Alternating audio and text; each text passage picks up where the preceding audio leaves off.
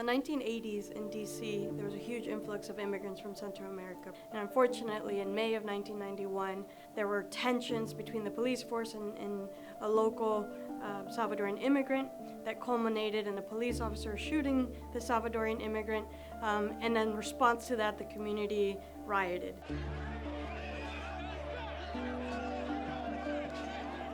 Last night's violence started around 7:30 when police attempted to arrest 3 men for drinking in public. Police say one of the men resisted arrest, pulled away from an officer, and lunged at her with a knife. The officer fired her gun, hitting the man in the chest.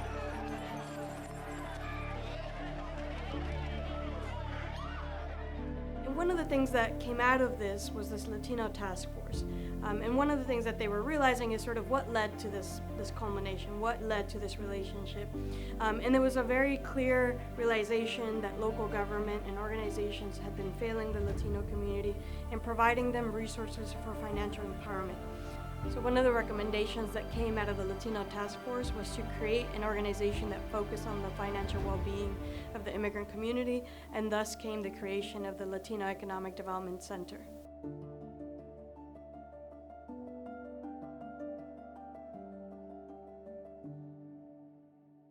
I think LEDC is very important in this community, especially for the reason that LEDC was created, to help serve the community, seeing that there was a need for this type of organization in this area.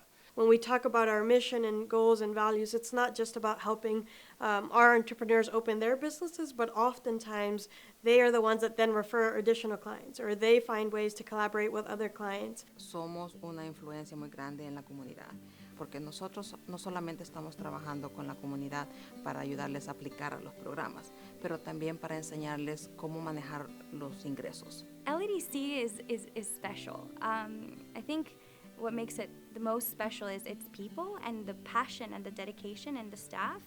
I think some of the things that I'm most proud of are actually the accomplishments of people that I see joined us as a loan officer and then they're promoted to manager or director level. I am very proud of the journey that so many people, including myself, have taken at LEDC, professionally speaking. And so I think that's very something that I'm very much proud of. I think a lot of the people that work for our organization are immigrants or are Latinos or first generation. And that means that they know the circumstances that a lot of the people that we're serving, how they understand the clients that we're trying to, serve. The LEDC has been an angel for us in our business. We appreciate you guys for opening your doors and sharing the wealth of knowledge with the community. Peruvian Brothers empezó hace ya más de 10 años como un food truck y queremos que la gente conozca un poquito más de Perú a través de nuestra comida. Montar un restaurante no es fácil, pero tener el apoyo de LEDC y tener los recursos de LEDC nos ayudó mucho a abrir nuestro primer restaurante y ahora abrir nuestro segundo restaurante. LEDC has been so motivating and inspirational for us. My daughter found LEDC. I was content just pushing my way through one plate at a time. My daughter was not. She's the younger dreaming person between us, and she found LEDC, and it just has been a light for us. It has been education, it's been motivational, inspiring. The people that we've met here have just, it's been a great group. When I think about another great success, it's the stories of the clients.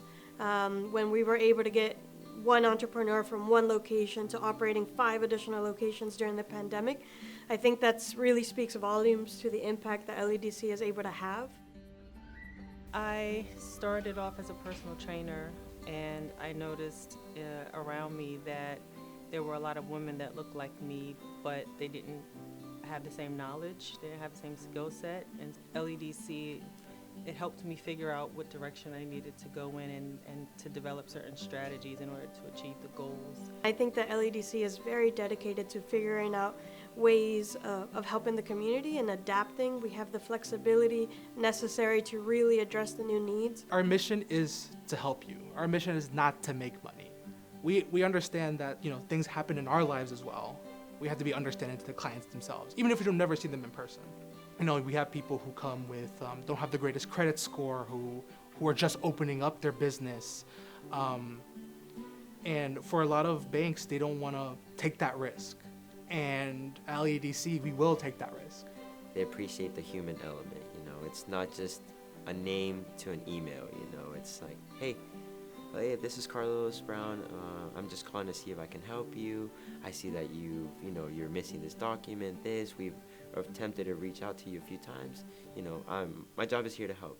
We're providing services, we're providing bilingual services, we're providing services where we're focused on making our services as accessible as possible to people who might not traditionally be able to access them. It's great to learn about this organization, especially for the first time, and you say, wow, like there is an organization directly impacting the Latino community in a positive way. El Departamento de Vivienda del Centro Latino para el Desarrollo Económico se encarga de ayudar a la comunidad a entender procesos que son complicados para nuestra comunidad, como cómo comprar una casa.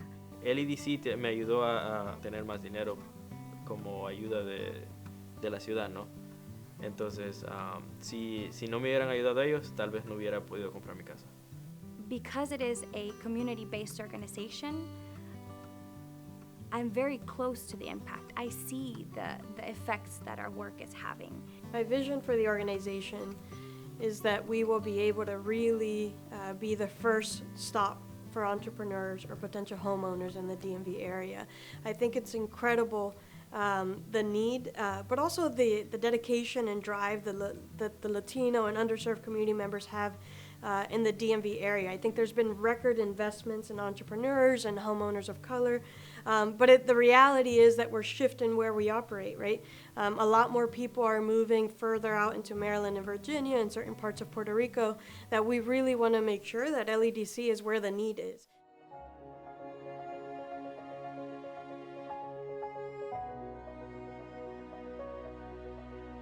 So one of the questions I often get is, why is LEDC in Puerto Rico?